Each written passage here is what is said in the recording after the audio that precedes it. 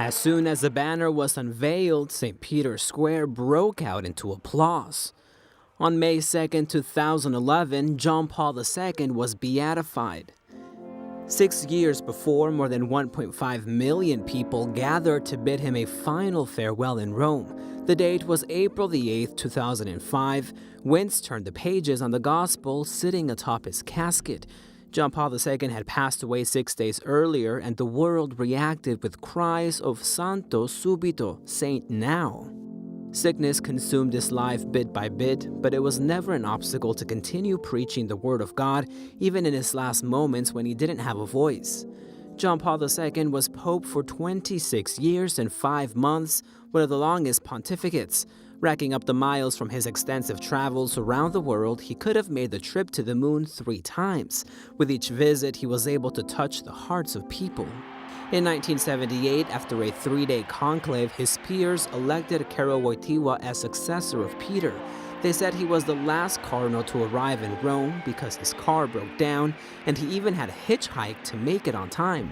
The Polish cardinal came from Krakow, a city he lived in for more than 4 decades. He had served as archbishop from 1962 and as cardinal since 1967. But he started out as a seminarian, then a priest, then auxiliary bishop, until eventually becoming archbishop.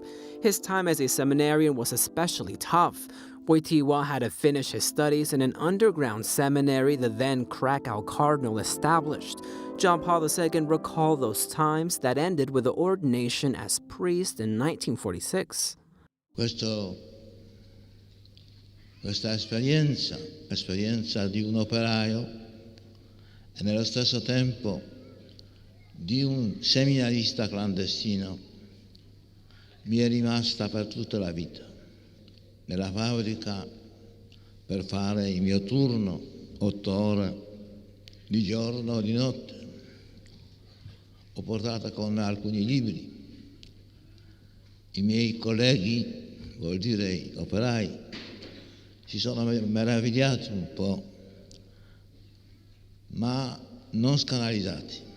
In 1943, during the day, he worked 8 hours at a quarry, and at night he studied to become a priest. During this period, communism had taken away any remaining freedom Poles had. It was the country's second successive totalitarian government. Nazi forces had invaded Poland 40 years earlier when Karol Wojtyła was a student at Krakow's Jagiellonian University. In this environment, along with many Jewish friends, he took part in one of his passions, theater. Hitler's arrival in Poland cut short his college days. By then, Karol was alone. His father had died in 1941.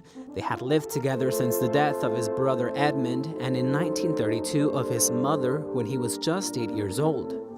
With Emilia's death, his mother, Karol's father, took him and his brother to a Marian sanctuary and pointed out Our Lady, saying she would be their mother. This moment gave way to his strong devotion to Mary.